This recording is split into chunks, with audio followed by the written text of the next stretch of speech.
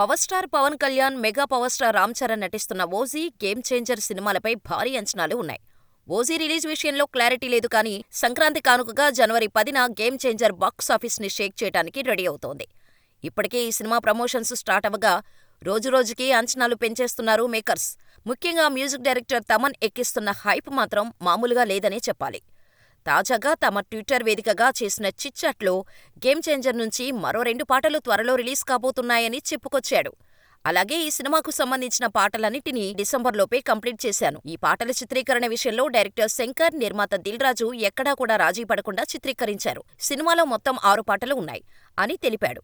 ఇక Ram Charan screen presence అదిరిపోతుంది. ముఖ్యంగా ఫ్లాష్ బ్యాక్ ఎపిసోడ్లో రామ్ చరణ్, అంజలి పాత్రలపై ప్రశంసల వర్షం కురుస్తుంది. నేనైతే ఆ పాత్రలో నటించిన అంజలికి జాతీయ అవార్డు వస్తుందని అనుకుంటున్నాను. ఇండియన్ 2 మూవీ రిజల్ట్తో కాస్త నిరాశపడ్డ శంకర్ గేమ్ చేంజర్తో మాత్రం హిట్ కొట్టేస్తారు అంటూ మెగా అభిమానుల్లో మరింత జోష్ పెంచాడు. ఇక ఓజీ గురించి మాట్లాడుతూ ఈ సినిమాలో తాను ఇచ్చిన హంగ్రీ చీతా స్కోర్ ఇప్పటికే అంతా వింటున్నారు.